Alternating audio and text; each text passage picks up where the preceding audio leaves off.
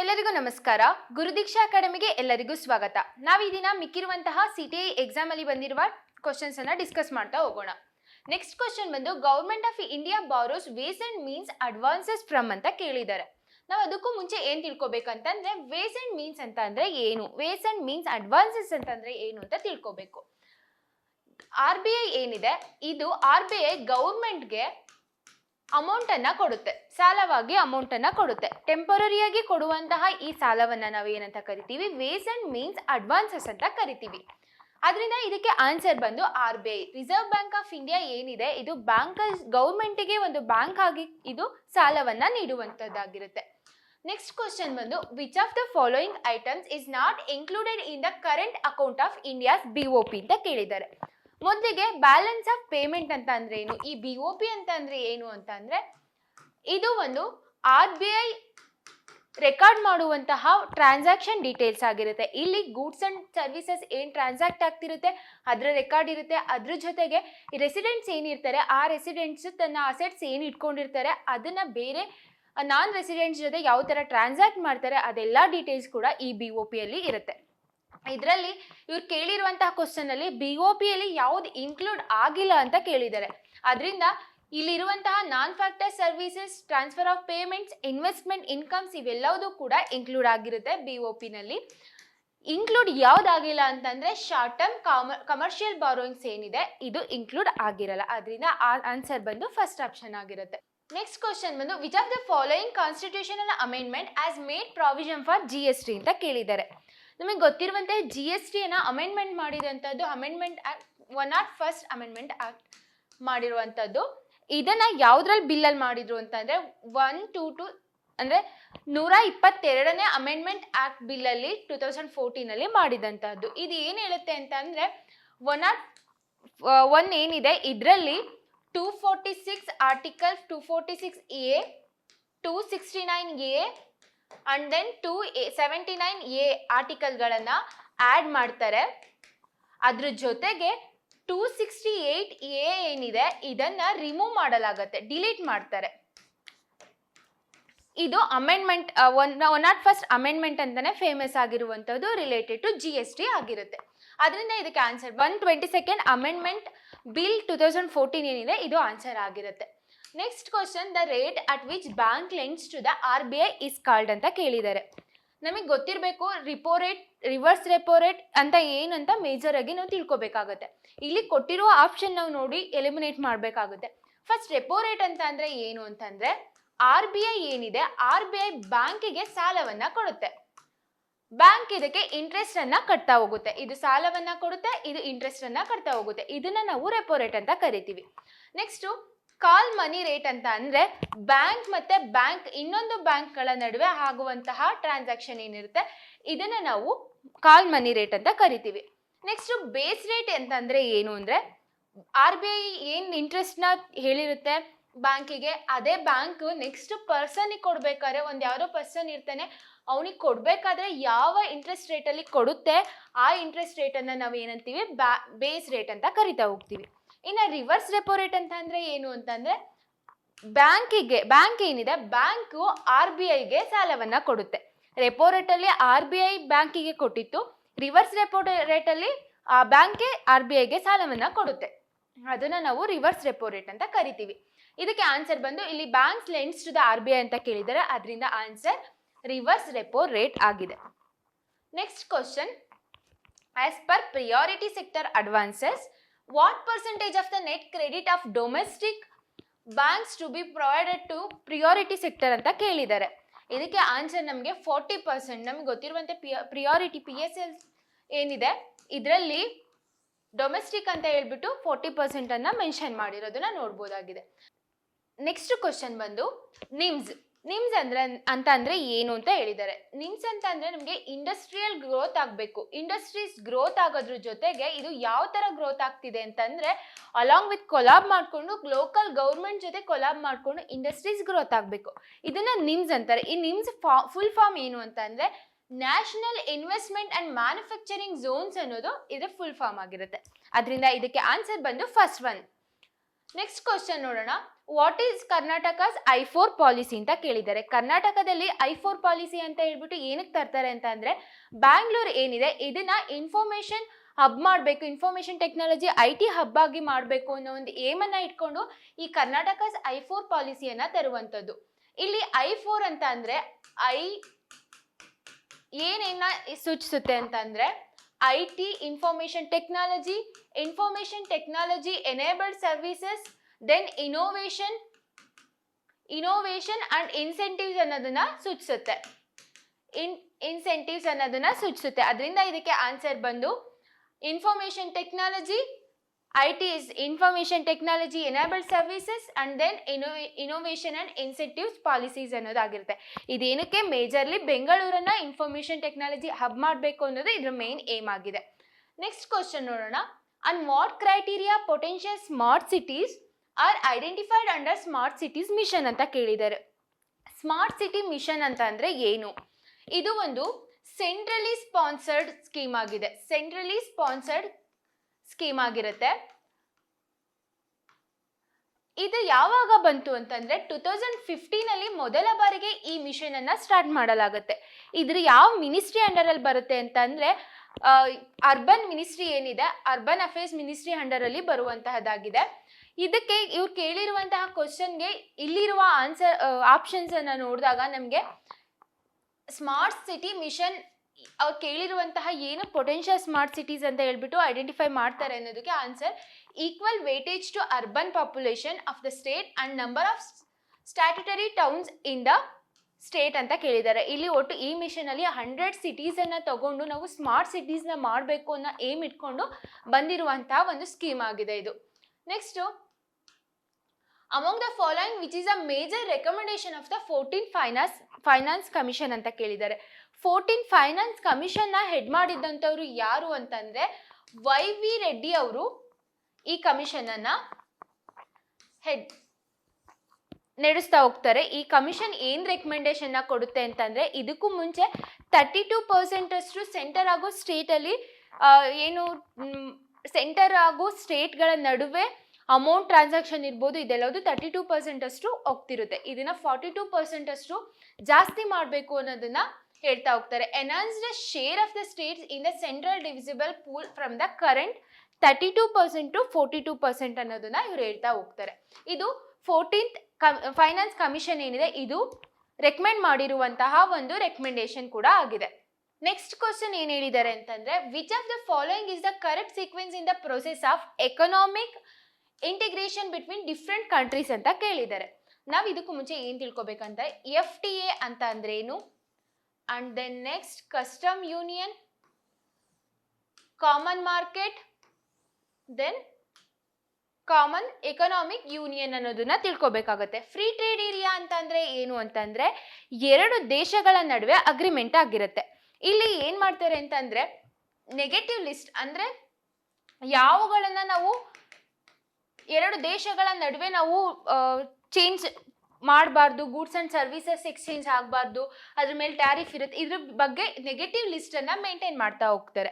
Example ನಾವು ತಗೋಬೇಕಂದ್ರೆ India Sri Lanka ನಡುವೆ ಇರುವಂತಹ ಫ್ರೀ ಟ್ರೇಡ್ ಅಗ್ರಿಮೆಂಟ್ ಇರ್ಬೋದು, ಇದು FTA ಅಂತ ಆಗುತ್ತೆ. ನೆಕ್ಸ್ಟ್ ಕಸ್ಟಮ್ ಯೂನಿಯನ್ ಅಂತ ಅಂದ್ರೆ ಏನು ಅಂದ್ರೆ, ಇಲ್ಲಿ ಏನ್ ಮಾಡ್ತವೆ, ದೇಶಗಳು ಅಗ್ರಿಮೆಂಟ್ ಮಾಡ್ಕೊಂಡಿರ್ತವೆ, ಅಗ್ರಿಮೆಂಟ್ ಮಾಡ್ಕೊಂಡು ಆ ದೇಶಗಳ ನಡುವೆ ಝೀರೋ ಟ್ಯಾರಿಫ್ ಮೇಂಟೈನ್ ಮಾಡ್ತಾ ಹೋಗ್ತವೆ. ಅದೇ ಬೇರೆ ದೇಶಗಳ ನಡುವೆ ಏನ್ ಮಾಡ್ತಾರೆ ಅಂತಂದ್ರೆ, ಎಷ್ಟು ಒಂದು 4-5 ಕಂಟ್ರೀಸೋ ಅಥವಾ ಜಾಸ್ತಿ ಕಂಟ್ರೀಸ್ ಏನೋ ಒಂದು ಅಗ್ರಿಮೆಂಟ್ ಮಾಡ್ಕೊಂಡಿದೆ ಅಂತಂದ್ರೆ ಈ ದೇಶಗಳ ನಡುವೆ ಇರುವಂತಹ ಟ್ಯಾರಿಫ್ ಝೀರೋ ಇರುತ್ತೆ.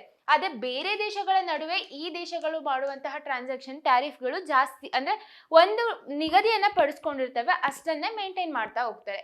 ಅದನ್ನ ನಾವು ಕಸ್ಟಮ್ ಯೂನಿಯನ್ ಅಂತ ಕರಿತೀವಿ. ನೆಕ್ಸ್ಟ್ ಕಾಮನ್ ಮಾರ್ಕೆಟ್ ಅಂತ ಅಂದ್ರೆ ಏನು? ಇಲ್ಲಿ ಕಾಮನ್ ಮಾರ್ಕೆಟ್ ಅಂತ ಅಂದ್ರೆ ಯಾವ ದೇಶಗಳು ಅಗ್ರಿಮೆಂಟ್ ಮಾಡ್ಕೊಂಡಿರ್ತವೆ ಆ ದೇಶಗಳ ನಡುವೆ ಲೇಬರ್ ಇರ್ಬೋದು ಅಥವಾ ಕ್ಯಾಪಿಟಲ್ ಇರ್ಬೋದು ಫ್ರೀ ಫ್ಲೋ ಆಗ್ತಿರುತ್ತೆ, ಅಂದ್ರೆ ಇಲ್ಲಿ ಯಾವುದೇ ರೀತಿಯ ಟ್ಯಾರಿಫ್ಗಳನ್ನ ವಿಧಿಸಲ್ಲ. ನೆಕ್ಸ್ಟ್ ಯುರೋಪಿಯನ್ ಯೂನಿಯನ್, ಇದಕ್ಕೆ ಇವೆರಡಕ್ಕೂ ಕೂಡ ನಾವು ಈ ಬೆಸ್ಟ್ ಎಕ್ಸಾಂಪಲ್ ತಗೋಬೇಕಂತಂದ್ರೆ ಯುರೋಪಿಯನ್ ಯೂನಿಯನ್ ಬೆಸ್ಟ್ ಎಕ್ಸಾಂಪಲ್ ಆಗಿರುತ್ತೆ. ನೆಕ್ಸ್ಟ್ ಎಕನಾಮಿಕ್ ಯೂನಿಯನ್ ಅಂತ ಅಂದ್ರೆ ಏನು ಅಂತಂದ್ರೆ, ಈ ಎಲ್ಲದನ್ನು ಸೇರಿಸಿ ನಾವು ಎಕನಾಮಿಕ್ ಯೂನಿಯನ್ ಅಂತಾನೆ ಕರಿಬಹುದಾಗಿದೆ. ಇಲ್ಲೂ ಕೂಡ ಅಷ್ಟೇ ಇಲ್ಲಿ ಲೇಬರ್ ಅಥವಾ ಕ್ಯಾಪಿಟಲ್ ಏನು ಫ್ಲೋ ಆಗ್ತಿರುತ್ತೆ, ಇದ್ರ ಜೊತೆಗೆ ಪಾಲಿಸೀಸ್ ಏನು ಮಾಡಿರ್ತಾರೆ, ಈಗ ಫಿಸ್ಕಲ್ ಪಾಲಿಸಿ ಇರ್ಬೋದು, ಮಾನಿಟರಿ ಪಾಲಿಸೀಸ್ ಇರ್ಬೋದು, ಇದು ಕೂಡ ಆ ಅಗ್ರಿಮೆಂಟ್ ಮಾಡಿರುವಂತಹ ದೇಶಗಳ ನಡುವೆ ಸೇಮ್ ಆಗಿ ಅಪ್ಲೈ ಆಗ್ತಾ ಹೋಗುತ್ತೆ. ಅದನ್ನ ನಾವು ಎಕನಾಮಿಕ್ ಯೂನಿಯನ್ ಅಂತ ಕರಿತಾ ಹೋಗ್ತೀವಿ.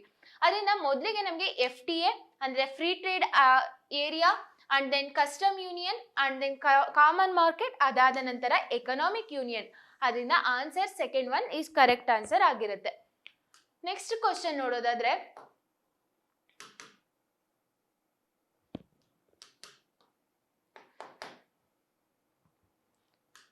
ನೆಕ್ಸ್ಟ್ ಕ್ವಶನ್ ನೋಡೋಣ. Which of the following would mean NITI Aayog ಅಂತ ಕೇಳಿದ್ದಾರೆ. ನಮಗೆ ನೀತಿ ಆಯೋಗ್ ಏಂತಕ್ಕೆ ಬಂತಂತ ಅಂದ್ರೆ, ಏನ್ ಪ್ಲಾನಿಂಗ್ ಕಮಿಷನ್ ಇತ್ತು ಮುಂಚೆ, ಅದನ್ನ ರೀಪ್ಲೇಸ್ ಮಾಡೋಕ್ಕೋಸ್ಕರ ಬಂದಿದ್ದಂಥದ್ದು ನೀತಿ ಆಯೋಗ ಆಗಿದೆ. ನಮಗೆ ನೀತಿ ಆಯೋಗ ಮುಂಚೆ ಬರೋಕ್ಕೂ ಮುಂಚೆ ಅದು ಏನ್ ರೀಪ್ಲೇಸ್ ಮಾಡ್ಬೇಕಂತ ಬಂತು, ಪ್ಲಾನಿಂಗ್ ಕಮಿಷನ್ ಯಾವಾಗ್ಲೂ ಒನ್ ಸೈಜ್ ಫಿಟ್ಸ್ ಆಲ್ ಅನ್ನುವಂತಹ ಒಂದು ಥೀಮ್ ಅಂಡರ್ ಅಲ್ಲಿ ಇತ್ತು, ಅದನ್ನ ರೀಪ್ಲೇಸ್ ಮಾಡಬೇಕು ಅಂತ ನೀತಿ ಆಯೋಗ್ ಬರುತ್ತೆ. ಅದರಿಂದ ಇಲ್ಲಿ ಕೊಟ್ಟಿರುವಂತಹ ಆಪ್ಷನ್ಸ್ ನಾವು ನೋಡಿದಾಗ ಈ ಆಪ್ಷನ್ ರಾಂಗ್ ಆಗಿರುತ್ತೆ. ಯಾಕೆಂದ್ರೆ ಇದು ಪ್ಲಾನಿಂಗ್ ಕಮಿಷನ್ ಮೇಜರ್ ಇಂಪಾರ್ಟೆಂಟ್ ಆಗಿರುತ್ತೆ. ಅದರಿಂದ ಇದು ರಾಂಗ್ ಆಗಿರೋದ್ರಿಂದ ಮಿಕ್ಕಿರುವಂತಹ 3 ಆಪ್ಷನ್ಸ್ ಏನಿದೆ, ಈ 3 ಆಪ್ಷನ್ಸ್ ಕರೆಕ್ಟ್ ಇರುತ್ತೆ. ಆನ್ಸರ್ ಬಂದು ಫೋರ್ತ್ ಒನ್ 1, 2, 3 ಏನಿದೆ ಇದು ರೈಟ್ ಆನ್ಸರ್ ಆಗಿರುತ್ತೆ. Next question, which of the following would mean decentralise planning ಅಂತ ಕೇಳಿದ್ದಾರೆ. ಡಿಸೆಂಟ್ರಲೈಸ್ ಪ್ಲಾನಿಂಗ್ ಅಂದ್ರೆ ಏನು ಅಂದ್ರೆ, ನಾವು ಈಗ ಸೆಂಟರ್ ಅಲ್ಲಿ ಪ್ಲಾನ್ ಮಾಡಿ ಅದು ನೆಕ್ಸ್ಟ್ ಹಳ್ಳಿಗಳಿಗೆ ಹಳ್ಳಿಗಳ ತನಕ ಬರೋಷ್ಟ್ರೊಳಗೆ ಎಕ್ಸಿಕ್ಯೂಟ್ ಆಗೋದು ಕರೆಕ್ಟ್ ಆಗ್ತಿರಲ್ಲ. ಅದಕ್ಕೋಸ್ಕರ ಡಿಸೆಂಟ್ರಲೈಸ್ಡ್ ಅಂತ ಅಂದ್ರೆ, ಮುಂಚೆ ಹಳ್ಳಿಗಳಲ್ಲಿ ಏನ್ ಲೋಕಲ್ ಗೌರ್ಮೆಂಟ್ಸ್ ಇದೆ ಇದು ಪ್ಲಾನ್ ಅನ್ನ ಮಾಡುತ್ತೆ, ಅದ್ರ ಜೊತೆ ಎಕ್ಸಿಕ್ಯೂಟ್ ಮಾಡುತ್ತೆ. ಅದಾದ ನಂತರ ನೆಕ್ಸ್ಟ್ ಇದೇನಂತ ಅಂದ್ರೆ ಬಾಟಮ್ ಇಂದ ಟಾಪ್ಗೆ ಹೋಗುವಂತಹ ಅಪ್ರೋಚ್ ಆಗಿರುತ್ತೆ. ಇದನ್ನ ಡಿಸೆಂಟ್ರಲೈಸ್ಡ್ ಪ್ಲಾನಿಂಗ್ ಅಂತ ಕರಿತಾ ಹೋಗ್ತೀವಿ. ಇಲ್ಲಿ ಕೇಳಿರುವಂತಹ ಕ್ವಶನ್ಸ್ ನೀವು ನೋಡ್ಬೋದು. It's a planning in which plans are made by those who are going to be directly affected by them and not by absentee bureaucracy sitting in the post office of the federal capital ಅಂತ ಹೇಳಿದ್ದಾರೆ. ಹೌದು, plans are not imposed from above and concerned groups or localities are actively associated with the whole planning process ಅಂತ ಹೇಳಿದ್ದಾರೆ. ಇಲ್ಲಿ ಕೊಟ್ಟಿರುವಂತಹ ನೀವೇನ್ ನೋಡ್ತಿದ್ದೀರಾ ಇದೆಲ್ಲವೂ ಕೂಡ ಡಿಸೆಂಟ್ರಲೈಸ್ ಪ್ಲಾನಿಂಗ್ ಅಂತಂದ್ರೆ ಏನು ಅನ್ನೋದನ್ನ ಎಕ್ಸ್ಪ್ಲೈನ್ ಮಾಡ್ತಿದ್ದಾರೆ. ಅದರಿಂದ ಇದೆಲ್ಲವೂ ಕೂಡ ಕರೆಕ್ಟ್ ಆಗ್ತಾ ಹೋಗುತ್ತೆ. It's a plan based on participatory economic democracy and industrial democracy ಅನ್ನೋದನ್ನ ಹೇಳಿದ್ದಾರೆ.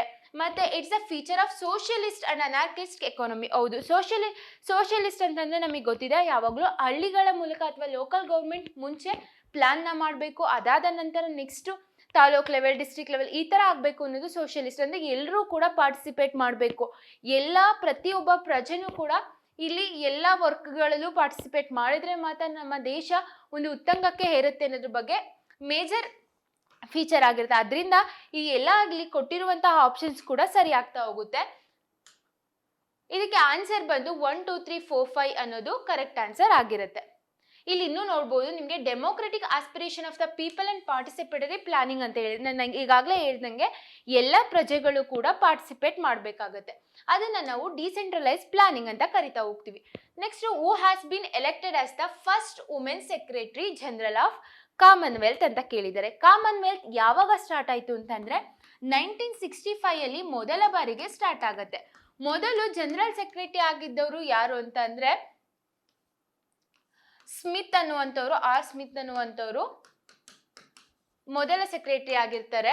ನೆಕ್ಸ್ಟ್ 5th ಸೆಕ್ರೆಟರಿ ಇಂಡಿಯಾದವ್ರು ಇರ್ತಾರೆ, ಕಮಲೇಶ್ ಅಂತ. ಇವರನ್ನ ರೀಪ್ಲೇಸ್ ಮಾಡಿ ಆಗುವಂಥವ್ರೆ ಪ್ಯಾಟ್ರಿಷಿಯಾ ಸ್ಕಾಟ್ಲೆಂಡ್ ಅನ್ನೋರು ನೆಕ್ಸ್ಟ್ 6th ಜನರಲ್ ಸೆಕ್ರೆಟರಿ ಆಗ್ತಾ ಹೋಗ್ತಾರೆ. ಇವರು ಕಾಮನ್ವೆಲ್ತ್ ಅಲ್ಲಿ ಫಸ್ಟ್ ವುಮೆನ್ ಸೆಕ್ರೆಟರಿ ಆಗಿರೋದ್ರಿಂದ ಈ ಕ್ವಶನ್ ನ ಕೊಟ್ಟಿರ್ತಾರೆ. ಯಾಕೆ ಅಂತಂದ್ರೆ ಆಗ 2015 ಅಲ್ಲಿ ಇವರು ಅವಾಗ ಎಲೆಕ್ಟ್ ಆಗಿರ್ತಾರೆ. ಆಗಿನ ಕರೆಂಟ್ ಅಫೇರ್ಸ್ ಅನ್ನ ಇವರು ರಿಲೇಟ್ ಮಾಡಿದ್ದಾರೆ. ನಮ್ಗೆ ಈ ನೆಕ್ಸ್ಟ್ ಬರುವಂತಹ ಎಕ್ಸಾಮ್ಸ್ ಅಲ್ಲಿ ನಾವು ಈಗಿನ ಕರೆಂಟ್ ಅಫೇರ್ಸ್ ನ ನೋಡ್ಕೋಬೇಕಾಗತ್ತೆ. ಯಾವ ತರ ಕರೆಂಟ್ ಅಫೇರ್ಸ್ ನಾವು ಗೆಸ್ ಮಾಡ್ಬೇಕು ಅಂತಂದ್ರೆ, ಇಲ್ಲಿ ಕೊಟ್ಟಿರುವಂತಹ ಈ ಕಾಮನ್ವೆಲ್ತ್ ಆ ಟೈಮಿಂಗ್ ಕೊಟ್ಟಿದ್ದಾರೆ. ನಾವು ಈಗ 2023 ನಲ್ಲಿ ಯಾರಿದ್ದಾರೆ ಜನರಲ್ ಸೆಕ್ರೆಟರಿ ಅನ್ನೋದನ್ನ ನೋಡ್ಕೋಬೇಕಾಗತ್ತೆ. ನೆಕ್ಸ್ಟ್ ಕ್ವಶನ್ ನೋಡೋಣ. ಮ್ಯಾಚ್ ದ ಫಾಲೋಯಿಂಗ್ ಅಂತ ಕೊಟ್ಟಿದ್ದಾರೆ. ಇಲ್ಲಿ ನೀವು ನೋಡ್ಬೋದು ಲಾಫಿಂಗ್ ಗ್ಯಾಸ್ ಅಂದ್ರೆ ಯಾವುದು. ಲಾಫಿಂಗ್ ಗ್ಯಾಸ್ ಅಂದ್ರೆ ನಮಗೆ ಗೊತ್ತಿರುವಂತೆ ನೈಟ್ರಸ್ ಆಕ್ಸೈಡ್ ಏನಿದೆ ಇದನ್ನ ನಾವು ಲಾಫಿಂಗ್ ಗ್ಯಾಸ್ ಅಂತ ಕರಿತಾ ಹೋಗ್ತೀವಿ. ನೆಕ್ಸ್ಟ್ ನೋಬಲ್ ಗ್ಯಾಸ್ ಬಂದು ಹೀಲಿಯಂ ಇಸ್ ನೋಬಲ್ ಗ್ಯಾಸ್. ಮತ್ತೆ ನ್ಯಾಚುರಲ್ ಗ್ಯಾಸ್, ಮೀಥೇನ್ ಅನ್ನ ನಾವು ನ್ಯಾಚುರಲ್ ಗ್ಯಾಸ್ ಅಂತ ಕರಿತಾ ಹೋಗ್ತೀವಿ. ನೆಕ್ಸ್ಟ್ ಹ್ಯಾಲೋಜನ್ ಅಂದ್ರೆ ಯಾವುದು? ಫ್ಲೂರಿನ್ ಏನಿದೆ ಇದು ಹ್ಯಾಲೋಜನ್ ಅಂತ ನಾವು ಕರಿಬಹುದು. ಈಗ ಇಲ್ಲಿ ಆಪ್ಷನ್ ನೋಡೋದಾದ್ರೆ ಒನ್ನಿಗೆ 4 ನಂತರ ಸೆಕೆಂಡ್ ಒನ್ನಿಗೆ ಬಂದು 3. ಇಲ್ಲಿ ಏನ್ ಆಪ್ಷನ್ ಇದೆ ಫೋರ್ತ್ ಒನ್ ಇದು ಕರೆಕ್ಟ್ ಆದ ಆನ್ಸರ್ ಆಗಿರುತ್ತೆ. ಒನ್ನಿಗೆ 4, ಸೆಕೆಂಡ್ಗೆ 3, ಆಮೇಲೆ 1 ಅಂಡ್ ದೆನ್ 2. ನೀವು ಮ್ಯಾಥ್ ದ ಫಾಲೋಯಿಂಗ್ ನೋಡ್ಬೇಕಾದ್ರೆ ನಿಮ್ಗೆ ಈಸಿಯಾಗಿ ಗೊತ್ತಾಗ್ಬೇಕಂದ್ರೆ 1 2 ಇದೆ ಅಂತಂದ್ರೆ ನಮ್ಗೆ ಈಸಿಯಾಗಿ ಗೊತ್ತಾಗ್ಬಿಡುತ್ತೆ. ನೀವು ಇಲ್ಲಿ ನೋಡ್ಬೋದು 4 ನೋಡಿದ ತಕ್ಷಣ ಇಲ್ಲಿ ಗೊತ್ತಾಗುತ್ತೆ. ಈ 2 ಆಪ್ಷನ್ ನಾವು ರಿಮೂವ್ ಮಾಡ್ಬೋದು. ನೆಕ್ಸ್ಟ್ ಇದರಲ್ಲಿ ನೆಕ್ಸ್ಟ್ ಆಪ್ಷನ್ ನೋಡಿದ ತಕ್ಷಣ ನೋಬಲ್ ಗ್ಯಾಸ್ ಯಾವುದು ಅಂತ ನೋಡಿದ ತಕ್ಷಣ ಹೀಲಿಯಂ ಅಂತ ಗೊತ್ತಾದ್ರೆ ನೀವು ಇದನ್ನು ಕೂಡ ರಿಮೂವ್ ಮಾಡ್ತಾ ಹೋಗ್ಬೋದಿರುತ್ತೆ. Next question, which of the following historical sites is identified by the government of India, government of Karnataka as sister heritage site of Hampi ಅಂತ ಹೇಳಿದ್ದಾರೆ. ಏನಕ್ಕೆ sister heritage site of Hampi ಅಂತ ಇದು ಮಾಡಿದ್ದಾರೆ ಅಂತಂದ್ರೆ, ನಾವು ಹಂಪಿ ಏನಿದೆ ಇದನ್ನ ಟೂರಿಸಂನ ಜಾಸ್ತಿ ಮಾಡಬೇಕು ಅನ್ನೋ ಒಂದು ಉದ್ದೇಶನ ಇಟ್ಕೊಂಡು ಇದು ಮಾಡಿರುವಂತದ್ದು. ಇದಕ್ಕೆ ಸರಿಯಾದ ಉತ್ತರ ಬಂದು ಮಚ್ಚು ಪಿಚ್ಚು ಪೆರು ಏನಿದೆ ಇದನ್ನ sister heritage site of Hampi ಅಂತ ಹೇಳ್ಬಿಟ್ಟು ರೆಕಗ್ನೈಸ್ ಮಾಡಿದ್ದಾರೆ. ಏನ್ ರೀಸನ್ ಇರ್ಬೋದು ಅಂತ ಅಂದ್ರೆ, ಇದು 14th ಹಾಗೂ 15th ಸೆಂಚುರಿಲಿ ಕನ್ಸ್ಟ್ರಕ್ಟ್ ಆಗಿರುವಂತಹ ಒಂದು ಸೈಟ್ ಆಗಿದೆ. ಅದ್ರ ಜೊತೆಗೆ ಇಲ್ಲಿ 2 ಕಡೆನೂ ಕೂಡ ಸನ್ ಟೆಂಪಲ್ಸ್ ಅನ್ನ ಇರೋದನ್ನ ನೋಡ್ಬೋದು. ಇದ್ರ ಜೊತೆ ತುಂಬಾ ಹೋಲಿಕೆ ಇರುವಂತಹ ಕೆಲವೊಂದು ವಿಷಯಗಳಿದೆ. ಅದರಿಂದ ನಾವು ಇದನ್ನ ಈ ಮಚು ಪಿಚು ಪೆರು ಏನಿದೆ ಇದನ್ನ sister heritage site of Hampi ಅಂತ ಕರಿತೀವಿ ಅಂತ ಹೇಳ್ಬಿಟ್ಟು ಕರ್ನಾಟಕ ಹೇಳ್ತಾ ಹೋಗುತ್ತೆ. ಅದ್ರ ಜೊತೆಗೆ ಇಲ್ಲಿ ಏನ್ ಹಂಪಿ ಹಾಗೂ ಮತ್ತೆ ಈ ಪೆರು ಅಲ್ಲಿರುವಂತಹ ಈ ಪ್ಲೇಸ್ನ ಟೂರಿಸಂ ಏನಿದೆ ಎರಡು ಕೂಡ ಕೊಲಾಬ್ರೇಷನ್ ಮಾಡಿಕೊಂಡು ಅಲ್ಲಿ ಯಾರು ವಿಸಿಟ್ ಮಾಡ್ತಾರೆ ಅಂಥವ್ರಿಗೆ ಹಂಪಿಯಲ್ಲಿ ಫ್ರೀಯಾಗಿ ವಿಸಿಟ್ ಮಾಡುವಂತಹ ಅವಕಾಶ ಕೂಡ ಕಲ್ಪಿಸಿ ಕೊಡಲಾಗಿದೆ. Next question, in 1857 universities were established in Calcutta, Bombay and then Madras based on ಅಂತ ಕೇಳಿದ್ದಾರೆ. ನೀವು ಇಲ್ಲಿ ನೋಡ್ಬೋದು 4 ರೀತಿಯ ರಿಪೋರ್ಟ್ಗಳನ್ನ ಕೊಟ್ಟಿದ್ದಾರೆ. ಇದೆಲ್ಲವೂ ಕೂಡ ಎಜುಕೇಶನ್ ರಿಲೇಟೆಡ್ ಆಗಿದೆ. ಇದಕ್ಕೆ ಸರಿಯಾದ ಉತ್ತರ ಬಂದು ವುಡ್ಸ್ ಡಿಸ್ಪ್ಯಾಚ್ ಅನ್ನುವಂಥದ್ದಾಗಿರುತ್ತೆ. ಈ ವುಡ್ಸ್ ಡಿಸ್ಪ್ಯಾಚ್ ಏನನ್ನ ಹೇಳುತ್ತೆ ಅಂತಂದ್ರೆ, ಇದನ್ನ ನಾವು Magna Carta of English education ಅಂತಾನೂ ಕೂಡ ಕರಿತೀವಿ. ಮ್ಯಾಗ್ನಾ ಕಾರ್ಟಾ ಅಂತಾನೂ ಕೂಡ ಕರಿತೀವಿ. ಯಾಕೆ ಅಂತಂದ್ರೆ ಇದ್ರ ರೆಕಮೆಂಡೇಶನ್ ಏನಿದೆ ಅಂತಂದ್ರೆ, ಪ್ರೈಮರಿ ಎಜುಕೇಶನ್ ಅನ್ನ ನಾವು ವರ್ನಾಕ್ಯುಲರ್ ಸಿಸ್ಟಮ್ ಅಲ್ಲಿ ಕೊಡಬೇಕು ಅಂಡ್ ದೆನ್ ಹೈಯರ್ ಎಜುಕೇಶನ್ ಅನ್ನ ಆಂಗ್ಲೋ ವರ್ನಾಕ್ಯುಲರ್ ಅಂದ್ರೆ ತಮ್ಮ ಏನು ಹುಟ್ಟಿರುವಂತಹ ಜಾಗದಲ್ಲಿ ಇರುವಂತಹ ಭಾಷೆ ಯಾವುದಿದೆ ಅದನ್ನ ವರ್ನಾಕ್ಯುಲರ್ ಲ್ಯಾಂಗ್ವೇಜ್ ಅಂತ ಕರಿತೀವಿ. ಆಂಗ್ಲೋ ವರ್ನಾಕ್ಯುಲರ್ ಲ್ಯಾಂಗ್ವೇಜ್ ಅನ್ನ ನಾವು ಹೈಯರ್ ಎಜುಕೇಶನ್ ಅಲ್ಲಿ ಕೊಡಬೇಕು ಅನ್ನೋದನ್ನ ಇದು ರೆಕಮೆಂಡ್ ಮಾಡ್ತಾ ಹೋಗುತ್ತೆ. ಅದ್ರ ಜೊತೆಗೆ ಇಲ್ಲೇನಿದೆ ಮದ್ರಾಸ್, ಬಾಂಬೆ, ಕಲ್ಕತ್ತಾ ಯೂನಿವರ್ಸಿಟೀಸ್ಗಳನ್ನ ನಾವು ಎಸ್ಟಾಬ್ಲಿಷ್ ಮಾಡಬೇಕು ಅನ್ನೋದನ್ನ ಹೇಳ್ತಾ ಹೋಗುತ್ತೆ. Next question, Akkai Padmashali was awarded Rajyotsava award in 2015 for her services in the field of ಅಂತ ಕೇಳಿದ್ದಾರೆ. ಅವರು ಯಾವ ಫೀಲ್ಡ್ಗೆ ಸೇರಿದವರು ಅಂತ ಕೇಳಿದ್ದಾರೆ. ಇಲ್ಲಿ ಕೊಟ್ಟಿರುವಂತಹ ಆನ್ಸರ್ ಅಲ್ಲಿ ಅವರು ಸೋಷಿಯಲ್ ಸರ್ವಿಸ್, ಸಮಾಜ ಸೇವೆಗೆ ಸೇರಿರುವಂತಹ ವ್ಯಕ್ತಿ ಆಗಿದ್ದಾರೆ. ನಾವು ಇದರಿಂದ ಏನ್ ತಿಳ್ಕೊಬೇಕು ಅಂತಂದ್ರೆ, ಅವರು 2015 ಅಲ್ಲಿ ಇರುವಂತಹ ಕರೆಂಟ್ ಅಫೇರ್ಸ್ ನ ಕೇಳಿದ್ದಾರೆ. ನಾವು 2023 ಅಲ್ಲಿ ಯಾರಿಗೆ ರಾಜ್ಯೋತ್ಸವ ಅವಾರ್ಡ್ ಸಿಕ್ತು ಅವರು ಯಾವ ಫೀಲ್ಡ್ ಇಂದ ಸೆಲೆಕ್ಟ್ ಆಗಿದ್ರು ಅನ್ನೋದ್ರ ಬಗ್ಗೆ ತಿಳ್ಕೊಬೇಕಾಗತ್ತೆ. ಇದು ಇಂಪಾರ್ಟೆಂಟ್ ಆಗಿರುತ್ತೆ. Next question, which of the following was declared as national anthem Qaumi Tarana of the provisional government of free India establish by INA. ನಮಗೆ INA ಅಂತ ಅಂದ ತಕ್ಷಣ ಗೊತ್ತಾಗ್ಬೇಕಿರೋದು ಸುಭಾಷ್ ಚಂದ್ರ ಬೋಸ್ ಏನಿದ್ದಾರೆ ಇವ್ರ ಬಗ್ಗೆ ಗೊತ್ತಿರ್ಬೇಕಾಗತ್ತೆ. ಇದನ್ನ ಏನಕ್ಕೆ ಆಂಥಮ್ ಅಂತ ಡಿಕ್ಲೇರ್ ಮಾಡಿದ್ರು, ಯಾವುದನ್ನ ಮಾಡಿದ್ರು ಅಂತ ಕೇಳಿದ್ದಾರೆ. ಇಲ್ಲಿ ಸುಕ್ ಸುಕ್ ಚೈನ್ ಅನ್ನುವಂತಹ ಒಂದು ಗೀತೆಯನ್ನ ಇವರು ಆಂಥಮ್ ಅಂತ ಡಿಕ್ಲೇರ್ ಮಾಡ್ತಾರೆ. ಯಾವಾಗ ಡಿಕ್ಲೇರ್ ಮಾಡ್ತಾರೆ ಅಂತಂದ್ರೆ, ಸುಭಾಷ್ ಚಂದ್ರ ಬೋಸ್ ಅವರು ಜರ್ಮನಿಯಿಂದ ಸೆಂಟ್ರಲ್ ಏಷ್ಯಾ ಏನಿದೆ ಸೆಂಟ್ರಲ್ ಏಷ್ಯಾಗೆ ಬರ್ತಾರೆ. ಈ ಟೈಮಲ್ಲಿ ಅವರು ಸುಭಾಷ್ ಚಂದ್ರ ಬೋಸ್ ಏನಿದ್ದಾರೆ ಇವರು ರವೀಂದ್ರನಾಥ್ ಟಾಗೂರ್ ಬರ್ದಿರುವಂತಹ ಗೀತೆಯನ್ನ ಇನಿಷಿಯೇಟಿವ್ ಆಗಿ ಇಟ್ಕೊಂಡು ಅಥವಾ ಬೇಸಾಗೆ ಇಟ್ಕೊಂಡು ಇದನ್ನ ರೀರೈಟ್ ಮಾಡಲಾಗುತ್ತೆ. ಅದರಿಂದ ಇದನ್ನ INA ಆಂಥಮ್ ಅಂತ ಕೂಡ ಸೆಲೆಕ್ಟ್ ಮಾಡಲಾಗುತ್ತೆ. Next, which of the following is not one of the main feature of fiscal responsibility budget management act of 2003 ಅಂತ ಕೊಟ್ಟಿದ್ದಾರೆ. ಇದರಲ್ಲಿ ನಮಗೆ ಆಪ್ಷನ್ ಡೈರೆಕ್ಟ್ ಆಗಿ ನಾನು ಆಪ್ಷನ್ ಹೇಳ್ತಾ ಹೋಗ್ತೀನಿ. ಫೋರ್ತ್ ಒನ್ ಏನಿದೆ, the act mandates the central government to take appropriate measure to the eliminate fiscal deficit by March 2008 ಏನು ಕೊಟ್ಟಿದ್ದಾರೆ ಇದು ನಮಗೆ ರಾಂಗ್ ಆನ್ಸರ್ ಆಗಿರುತ್ತೆ. ಅದರಿಂದ ಇದನ್ನ ರಿಮೂವ್ ಮಾಡಿ, ಇದು ರಾಂಗ್ ಆನ್ಸರ್ ಆಗಿರೋದ್ರಿಂದ ಇಲ್ಲಿ ಕೇಳಿರುವಂಥದ್ದು ಯಾವುದು ಅಲ್ಲ ಅಂತ ಕೇಳಿದರೆ ಅದರಿಂದ ಇದು ಸರಿಯಾದ ಉತ್ತರ ಆಗಿರುತ್ತೆ.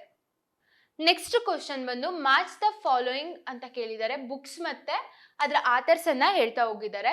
ನೀವು ಇಲ್ಲಿ ನೋಡ್ಬೋದು, green signals ecology growth and democracy in India. ಇದನ್ನ ಯಾರು ಬರ್ದಿರುವಂಥದ್ದು ಅಂತ ಅಂದ್ರೆ ಜೈರಾಮ್ ರಮೇಶ್ ಅವರು ಬರ್ದಿರುವಂಥದ್ದು.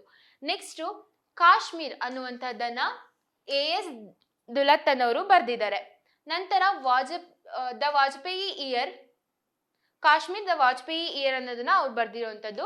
ನೆಕ್ಸ್ಟ್ ಇದನ್ನ ಬರ್ದಿರುವಂಥದ್ದು ಅಸ್ಸಿ ಅನ್ನುವಂತಹದ್ದನ್ನ ಕಾಶಿನಾಥ್ ಸಿಂಗ್ ಏನಿದ್ದಾರೆ ಇವ್ರು ಬರ್ದಿರ್ತಾರೆ. ನೆಕ್ಸ್ಟ್ ಇರುವಂತಹ ಸ್ಲೀಪಿಂಗ್ ಆನ್ ಜುಪಿಟರ್ ಅನ್ನೋದನ್ನ ಅರುಂಧಾ ರಾಯ್ ಅವರು ಬರ್ದಿರೋವಂಥದ್ದು. ಇದಕ್ಕೆ ಆಪ್ಷನ್ ಬಂದು 4, 1, 2, 3 ಅನ್ನೋದು ಕರೆಕ್ಟ್ ಆನ್ಸರ್ ಆಗಿರುತ್ತೆ. ಮಿಕ್ಕಿರುವಂತಹ ನೆಕ್ಸ್ಟ್ 20 ಕ್ವಶನ್ಸ್ ಅನ್ನ ನಾವು ನೆಕ್ಸ್ಟ್ ವಿಡಿಯೋದಲ್ಲಿ ನೋಡ್ತಾ ಹೋಗೋಣ. ಧನ್ಯವಾದಗಳು.